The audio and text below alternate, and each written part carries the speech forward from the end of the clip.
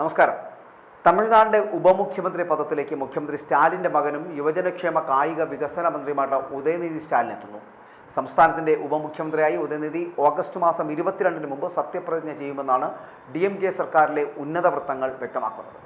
2009-ലെ ലോക്സഭാ തെരഞ്ഞെടുപ്പിന് ശേഷം കരുണാനിധി മന്ത്രിസഭയിലെ ഉപമുഖ്യമന്ത്രിയായി പിതാവ് സ്റ്റാലിൻ വന്ന അതേ വഴിയിലൂടെയാണ് ഉദയനിധിയുടെയും സ്ഥാനക്കയറ്റം എന്ന് വേണമെങ്കിൽ പറയാം.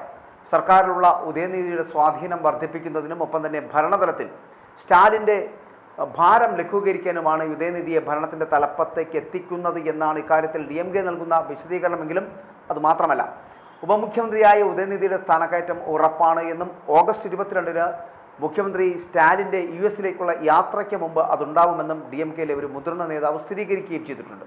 സുഗമമായിട്ടുള്ള ഭരണം ഉറപ്പാക്കിക്കൊണ്ട് മുഖ്യമന്ത്രിയുടെ ഭാരം കുറയ്ക്കുക എന്നതാണ് ഈ നീക്കത്തിൻ്റെ പ്രാഥമിക ലക്ഷ്യമെന്ന് മുതിർന്ന നേതാക്കൾ പറയുകയും ചെയ്യുന്നുണ്ട്. ഈ നീക്കം പക്ഷേ ഉദയനിധിയെ കാര്യമായിട്ടുള്ള ഉത്തരവാദിത്തങ്ങൾ വഹിക്കാൻ സഹായിക്കുമെന്ന് DMK-യുടെ നേതാക്കളടക്കം പറയുകയും ചെയ്യുന്നുണ്ട്. 2026 നിയമസഭാ തെരഞ്ഞെടുപ്പിൻ്റെ മുന്നൊരുക്കം കൂടിയാവും ഉദയനിധിയുടെ സ്ഥാനക്കയറ്റമെന്ന് വേണമെങ്കിൽ നമുക്ക് പറയുകയും ചെയ്യാം. സംസ്ഥാനത്തെ രാഷ്ട്രീയ മേഖലയിൽ ഉദയനിധിയുടെ പ്രതിബദ്ധതയെക്കുറിച്ച് സമ്മിശ്ര അഭിപ്രായങ്ങളാണ് ഉള്ളത് എങ്കിലും പരാമർശത്തിൽ സംശയങ്ങൾ തള്ളിക്കളയണമെന്നും സ്ഥാനം അടിച്ചേൽപ്പിക്കുക അല്ല എന്നും ഉദയനിധി തന്നെ ആവശ്യപ്പെടുന്ന തരത്തിലല്ല ഇത് പോകുന്നതെന്നും പലരും വാദിക്കുന്നുമുണ്ട്. അദ്ദേഹം വിമുഖനായ ഒരു രാഷ്ട്രീയക്കാരനാണെങ്കിൽ അദ്ദേഹം ഭാരമേറിയ ഒരു പദവി ആവശ്യപ്പെടില്ല എന്നും അദ്ദേഹത്തിൻ്റെ ചെറുപ്പവും സെലിബ്രിറ്റി പദവികളും കാരണമാണ് ഈ കിംവദന്തികൾ ഉണ്ടാകുന്നത് എന്നൊക്കെ മറ്റു മന്ത്രിമാർ പറയുന്നുണ്ട്. 2026-ലെ തിരഞ്ഞെടുപ്പ് പ്രചാരണത്തിൽ വലിയ പങ്ക് വഹിക്കാൻ ഉപമുഖ്യമന്ത്രിയുടെ റോൾ ഉദയനിധിയെ പ്രാപ്തനാക്കുമെന്നാണ് DMK-യുടെ വാദം. മന്ത്രിമാരുടെ പ്രകടനത്തെ അടിസ്ഥാനമാക്കിയുള്ള ക്യാബിനറ്റ് പുനഃസംഘടനയുമായി ബന്ധപ്പെട്ടാണ് ഉദയനിധിയുടെ സ്ഥാനമാറ്റം ഉണ്ടാകുന്നത്. പുനഃസംഘടനാ തീരുമാനങ്ങൾ ഇതുവരെ അന്തിമമായിട്ടില്ല. എന്നാൽ നിരവധി മന്ത്രിമാരുടെ പ്രകടനം കണക്കിലെടുക്കും. ഒരു മുതിർന്ന DMK നേതാവ് ഇതിനെക്കുറിച്ച് പറയുന്നതും ഇത്തരത്തിലാണ്. കാരണം 2024 ജനുവരിയിൽ മുഖ്യമന്ത്രി സ്റ്റാലിൻ തന്നെ ഉദയനിധിയുടെ സ്ഥാനക്കയറ്റത്തെ ചുറ്റിപ്പറ്റിയുള്ള കിംവദന്തികളെക്കുറിച്ച് പ്രതികരിച്ചിരുന്നു. വാർത്തകൾ അടിസ്ഥാനരഹിതമാണ് എന്നും എതിരാളികളുടെ നീക്കമാണ് ഇതിന് പിന്നിൽ എന്നൊക്കെയായിരുന്നു സ്റ്റാലിൻ്റെ പ്രതികരണം. പക്ഷേ താനടക്കം മന്ത്രിസഭയിലെ എല്ലാ മന്ത്രിമാരും മുഖ്യമന്ത്രിയുടെ ഡെപ്യൂട്ടിമാരായി പ്രവർത്തിക്കുകയാണ് എന്ന ഉദയനിധിയുടെ വാക്കുകളും സ്റ്റാലിൻ ആ ഘട്ടത്തിൽ എടുത്തു പറയുകയും ചെയ്തിരുന്ന ഒരു കാര്യമാണ്. പക്ഷേ എന്തുകൊണ്ടാണ് ഉദയനിധി സ്റ്റാലിനെ ഇപ്പോൾ ഉപമുഖ്യമന്ത്രി പദത്തിലേക്ക് എത്തിക്കുന്നത് എന്ന് ചോദിച്ചാൽ DMK പറയുന്ന ഈ വാദങ്ങളൊന്നും അതിനോട് ചേർത്ത് വയ്ക്കാൻ കഴിയില്ല. തമിഴ്നാടിൻ്റെ മുഖ്യമന്ത്രി പദവിയിലേക്ക് ഉദയനിധി സ്റ്റാലിനെ എത്തിക്കുക എന്നത് മാത്രമാണ് ഇപ്പോൾ സ്റ്റാലിൻ്റെ ആകെയുള്ള ഒരേ ഒരു ലക്ഷ്യം.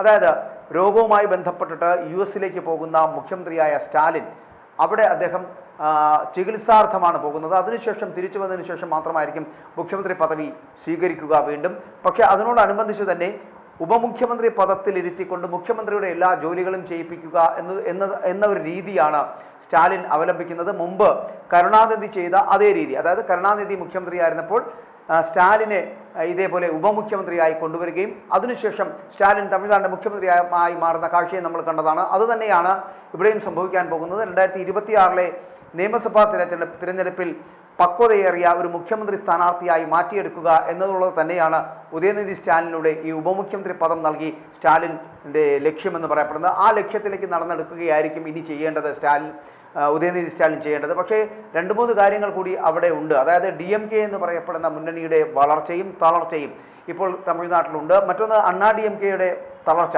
അവർ വളർന്നു വന്ന ഒരു പ്രസ്ഥാനമാണ്, പക്ഷേ അത് തളർന്നു പോകുന്ന ഒരു സ്ഥിതിവിശേഷത്തിലുമാണ്. മാത്രമല്ല DMK-യോടൊപ്പം DMK എന്ന് പറയപ്പെടുന്ന ഭരണകക്ഷിയാണ്. ആ ഭരണകക്ഷിക്ക് എപ്പോഴും ഒരു ഭരണവിരുദ്ധ വികാരം ഉണ്ടാകാറുണ്ട്. അങ്ങനെ ഭരണവിരുദ്ധ വികാരമുണ്ടായി പാർട്ടിയിൽ സ്ഥാനമാനങ്ങൾ നഷ്ടപ്പെടുകയോ ഒപ്പം തന്നെ സീറ്റുകൾ കുറയുകയും ചെയ്യുന്ന ഒരു സാഹചര്യം ഉണ്ടാവുകയോ DMK മെലിയുന്നത് പോലെ ആവുകയോ ചെയ്താൽ അണ്ണാ DMK-യും DMK-യും തത്തുല്യമാകുന്ന രീതിയിലാവുകയാണെങ്കിൽ അവിടെ ഒരു പുതിയ നായകൻ ഉയർത്തെഴുന്നേൽക്കുകയാണ്. അതായത് നടൻ വിജയ് അദ്ദേഹത്തിൻ്റെ പാർട്ടി അനൗൺസ് ചെയ്തു കഴിഞ്ഞു. അവർ നിയമസഭാ തിരഞ്ഞെടുപ്പിനെ നേരിടാൻ തയ്യാറാവുകയാണ്. വിജയ് തൻ്റെ പാർട്ടിയെ ഏറ്റവും അടിത്തട്ടിലെ ബ്രാഞ്ച് കമ്മിറ്റി മുതൽ രൂപീകരിച്ചുകൊണ്ടാണ് മുന്നോട്ട് വരുന്നത്.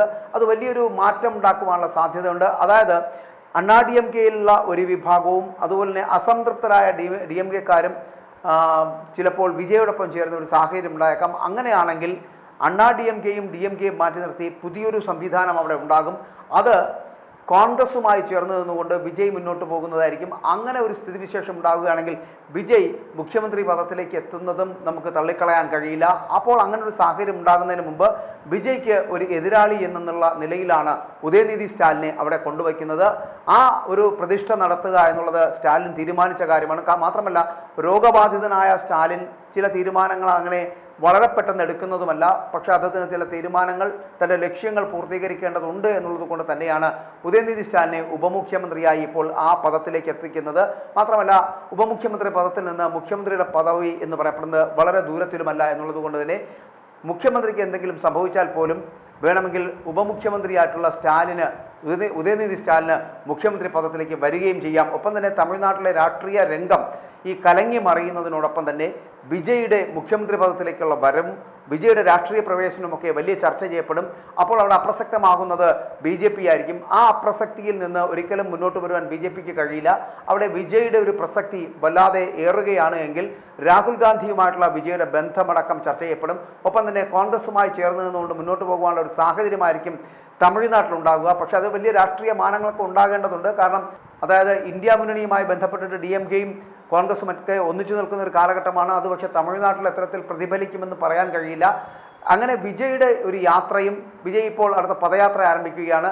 100 നിയോജക മണ്ഡലങ്ങൾ തിരഞ്ഞെടുത്ത് അവിടങ്ങളിലേക്കാണ് വിജയുടെ പദയാത്ര വരാൻ പോകുന്നത്. അങ്ങനെ വിജയ് പദയാത്ര നടത്തി തമിഴ്നാട്ടിലെ മക്കളുടെ മനസ്സിലേക്ക് കയറി കൂടുക, താൻ ഒരു നല്ല രാഷ്ട്രീയക്കാരനാണ് എന്നും തമിഴ്നാട്ടിലെ മക്കൾക്ക് ഞാൻ ഉപകാരം ചെയ്യുന്ന ഒരു മുഖ്യമന്ത്രിയാകുമെന്നുള്ള ഉറപ്പ് കൊടുക്കൽ കൂടിയായിരിക്കും ആ പദയാത്ര എന്ന് പറയപ്പെടുന്നത്. പക്ഷേ ആ പദയാത്രയെ നിർത്തലാക്കുക, ഒപ്പം തന്നെ വിജയെ തമിഴ്നാട് രാഷ്ട്രീയത്തിലേക്ക് എത്തിക്കാതിരിക്കുക, ഇതിനൊക്കെ മുന്നോടിയായിട്ടാണ് ഇപ്പോൾ DMKയുടെ നേതാവായിട്ടുള്ള തമിഴ്നാടിൻ്റെ മുഖ്യമന്ത്രിയായിട്ടുള്ള MK സ്റ്റാലിൻ അദ്ദേഹത്തിൻ്റെ മകൻ ഉദയനിധി സ്റ്റാലിനെ ഉപമുഖ്യമന്ത്രിയായി വാഴ്ത്തുന്നത്. മാത്രമല്ല, അദ്ദേഹത്തിൻ്റെ ലക്ഷ്യം ഉദയനിധി സ്റ്റാലിനെ അടുത്ത തെരഞ്ഞെടുപ്പിൽ മുഖ്യമന്ത്രി സ്ഥാനാർത്ഥിയാക്കുക എന്നത് തന്നെയാണ്.